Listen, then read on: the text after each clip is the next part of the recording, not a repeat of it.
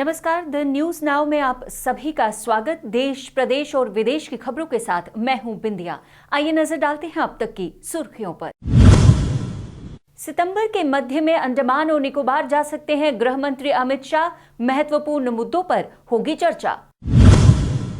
अफगानिस्तान पर भारत के CDS general Rawat का बड़ा खुलासा, कहा सब जानता था भारत। एलजी मनोज सिन्हा बोले, जम्मू कश्मीर ज्ञान, अर्थव्यवस्था और कौशल प्रशिक्षण में कश्मीर विश्वविद्यालय निभाएगा बड़ी भूमिका। पीडीपी अध्यक्षा महबूबा मुफ्ती केंद्र पर साधा निशाना, कहा केंद्र दबा रहा आवाम की आवाज। और शिवसेना बालासाहेब ठाकरे जम्मू का नारायण राणे के खिलाफ प्रदर्शन, सार्वजनिक माफी एवं मंत्रिमंडल से हटाने की रखी मांग। और अब समाचार विस्तार से। भारत के chief of defence staff general Bipin Rawat ने कहा कि अफगानिस्तान में जो कुछ हुआ उसके बारे में भारत पहले से ही जानता था। जनरल रावत ने कहा कि अफगानिस्तान को लेकर जो कुछ भी भारत ने कहा था हूबहू वही हो रहा है, लेकिन इसकी टाइमिंग में जरूर फर्क है। उनके मुताबिक भारत के संदर्भ में यदि देखें तो हम जानते थे कि अफगानिस्तान पर तालिबान कब्जा कर लेगा। उन्होंने ये बयान अमेरिका के इंडो पैसिफिक कमांड के प्रमुख ज्ञान क्रिस्टोफर एकलेनो के समक्ष दिया है। इंडिया यूएस पार्टनरशिप 21वीं सदी में बोलते हुए जनरल रावत ने कहा कि अफगानिस्तान में जो कुछ हुआ उसकी तेजी को देखते हुए हैरानी जरूर होती है। ऐसा इसलिए क्योंकि भारत ने सोचा था कि इसमें 2 माह का समय जरूर लगेगा, लेकिन ये सब पहले ही हो गया। जम्मू कश्मीर के उपराज्यपाल ने आज कश्मीर विश्वविद्यालय के विशेष दीक्षांत समारोह को संबोधित करते हुए कहा कि जम्मू कश्मीर ज्ञान, अर्थव्यवस्था, उच्च शिक्षा और कौशल प्रशिक्षण में कश्मीर विश्वविद्यालय एक बड़ी भूमिका निभाएगा।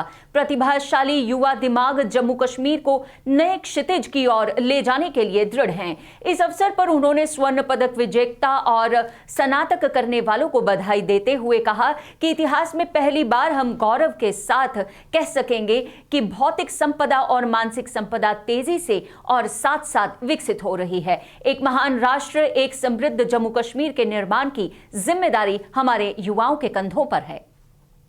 पीपल्स डेमोक्रेटिक पार्टी के अध्यक्षा और जम्मू कश्मीर की पूर्व मुख्यमंत्री महबूबा मुफ्ती ने आज एक बड़ा बयान देते हुए केंद्र सरकार पर एनआईए और ईडी की मदद से कश्मीर की आवाम की आवाज को दबाने का आरोप लगाया। शोपियां में हुई एक जनसभा और पार्टी सम्मेलन को संबोधित करते हुए उन्होंने कहा कि 70 वर्षों में भारत ने जो हासिल किया था वह भाजपा के 7 सालों में खो गया है। उन्होंने ये भी कहा कि पीएजीडी टीम भाजपा के लिए एक बड़ी चुनौती है, जिसे हटाने के लिए भाजपा को पूर्ण सीमांकन करना होगा। हुर्रियत के प्रतिबंधित होने की संभावना के बारे में पूछे जाने पर उन्होंने कहा कि किसी भी राजनेता, सामाजिक कार्यकर्ता, यहां तक कि छात्रों को भी जेल भेजा जा रहा है, जो असहनीय है। पार्टी कार्यकर्ताओं के साथ हुई वर्क मीट के बाद शोपियां में एक प्रेस वार्ता को संबोधित करते हुए उन्होंने कहा कि पार्टी के कार्यकर्ता पार्टी के साथ हमेशा खड़े रहे हैं, भले ही उनके नेता रहें या ना रहें। जम्मू कश्मीर उस भारत में शामिल हुआ जो धर्मनिरपेक्ष था और जिसमें महात्मा गांधी, जवाहरलाल नेहरू और इंदिरा गांधी की विचारधारा थी। अगर आप इसी तरह चलते रहे तो ये इसका नतीजा ठीक नहीं बोल रहे हैं, झूठ बोल रहे हैं, हर बात पे झूठ बोलते हैं, हर बात पे झूठ बोलते हैं। इतने सारे पॉलिटिकल लीडर बंद हैं, इतने सारे जो लोग छूट रहे हैं 10-10, 12-12 साल के बाद, वो क्या है? उनका तो ट्रायल के बाद वो प्रूव हो गए। इसका मतलब थोड़ी कोई अंडर ट्रायल है तो इसका मतलब वो गुनहगार है। फिर तो साध्वी प्रज्ञा क्या थी? वो भी तो अंडर ट्रायल थी, उसको तो मेंबर पार्लियामेंट बना दिया। तो ये इनकी जो है ये झूठ बोलते हैं कई मामलों में।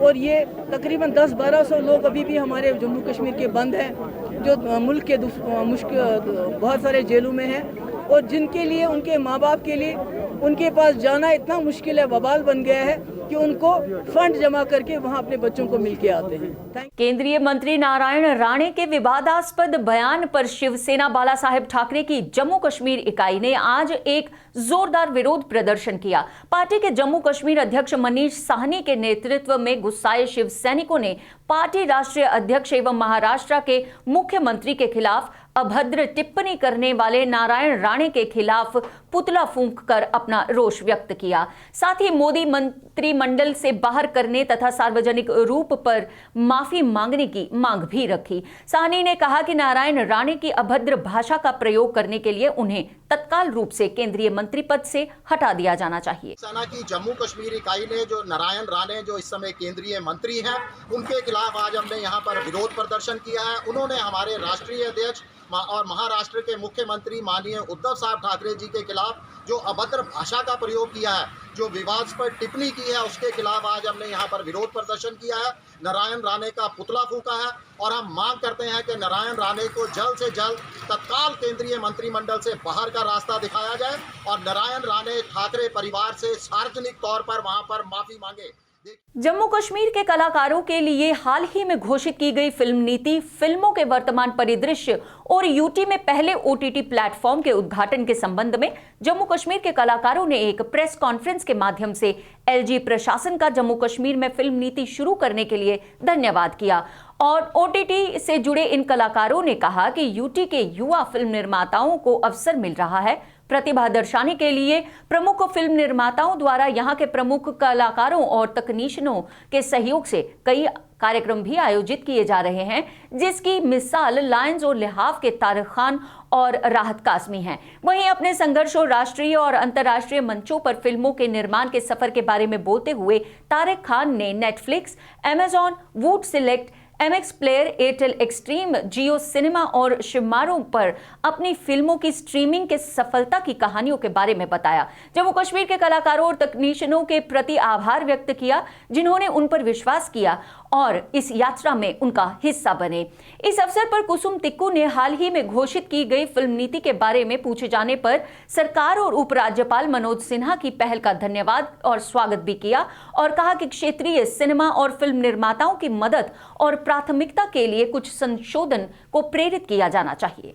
अवार्ड होगा, उसके बाद सब्सिडी रीजनल फिल्म मेकर को मिलेगी उस फिल्म के लिए, या उसके पास ओटीटी का सर्टिफिकेट होगा। ओटीटी का सर्टिफिकेट हमारे पास तभी होगा जब यहाँ पे फिल्में ज़्यादा से ज़्यादा बनेंगी। जब हमारे पास, देखिए पहले भी जब फिल्में बनती थी तो थिएटर नहीं मिलता था रीजनल फिल्म मेकर को।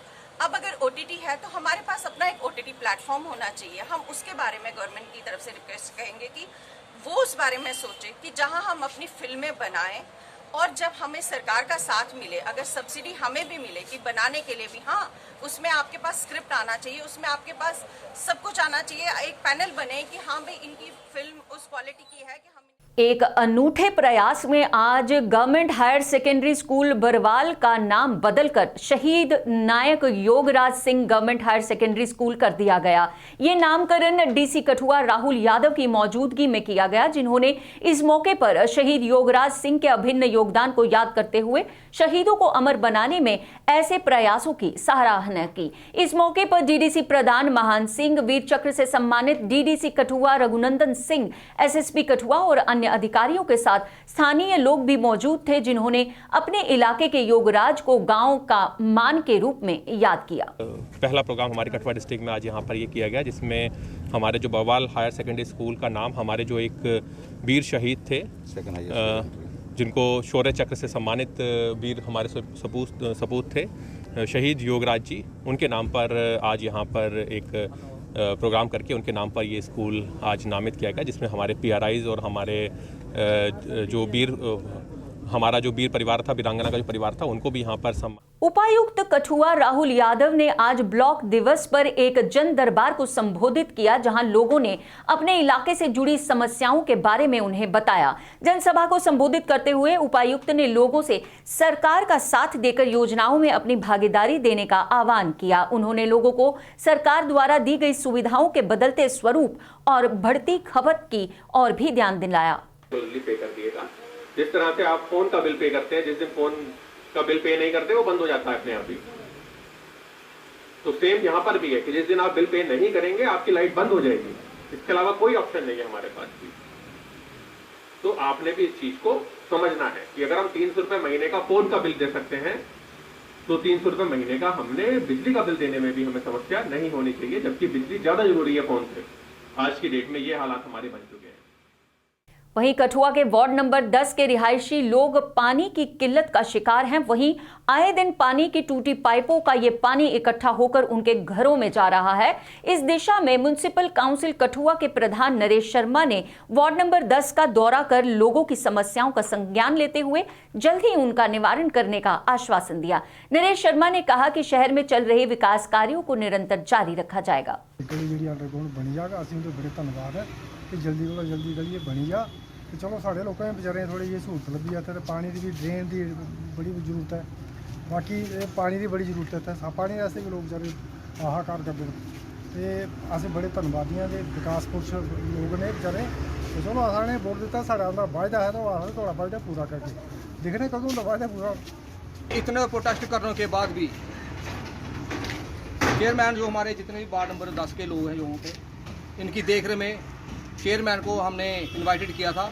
केंद्रीय गृह मंत्री अमित शाह की सितंबर के मध्य में 3 दिवसीय यात्रा पर अंडमान और निकोबार द्वीप समूह यात्रा जाने की एक संभावना के तहत प्रशासन ने सभी सरकारी विभागों को सर्कुलर जारी कर गृह मंत्री के दौरे के मद्देनजर कर्मचारियों के अवकाश आवेदनों पर रोक लगाने को कहा है।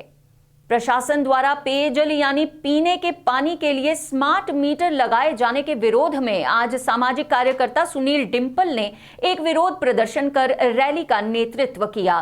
प्रदर्शनकारियों ने सरकार विरोधी नारे लगाते हुए जम्मू के लोगों को मुफ्त पेयजल दिए जाने की मांग की। रैली में जम्मू कश्मीर के राज्य दर्जा लौटाने की भी मांग रखी गई। मुफ्त में पानी पीने का लोगों को दिया जाए और सरकार ने ये जो ऐलान किया है कि अप्रैल 22 से पहले वो स्मार्ट मीटर 7 लाख लगा रहे हैं और पीने के पानी के मीटर लगा रहे हैं, इसके विरोध में मिशन स्टेटहुड के नेता तमाम जो हैं ये यहाँ पे आज धरने प्रदर्शन कर रहे हैं। और हम ये चेतावनी देते हैं, अगर पीने के पानी के मीटर लगे या स्मार्ट मीटर लगाए गए या जम्मू के लोगों के ऊपर इतना पीने के पानी का किराया रखा गया तो हम जम्मू कश्मीर व्यापी जन आंदोलन शुरू कर देंगे।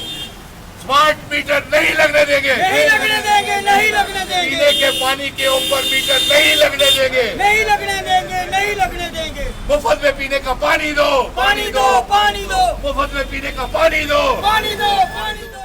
पुस्तकालय और अनुसंधान विभाग और राजा राम मोहन रॉय लाइब्रेरी फाउंडेशन कोलकाता संयुक्त रूप से जम्मू कश्मीर में एक नई पहल लाइब्रेरी ऑन व्हील्स शुरू करने जा रहा है, ताकि केंद्र शासित प्रदेश के कोनों में पाठकों तक उनके दरवाजे पर सेवाएं पहुंचाई जा सकें।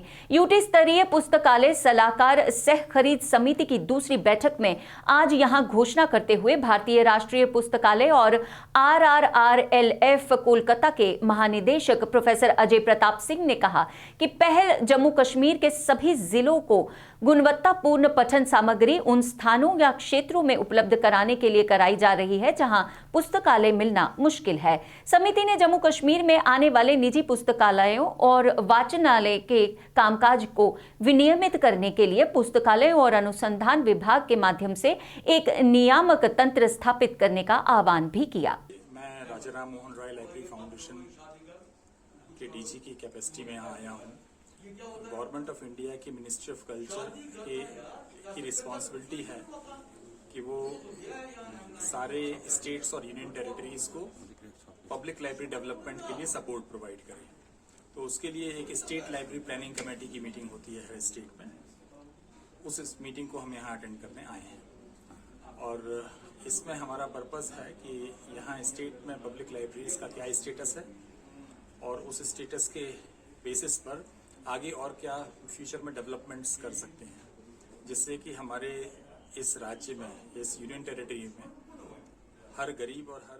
अब तक की खबरों में बस इतना ही। अन्य जानकारी और खबरों के लिए आप पढ़ते रहिए द न्यूज नाउ का ई प्रिंट और दैनिक अखबार और हमारे साथ बने रहिए द न्यूज नाउ वर्चुअल पर। जय हिंद।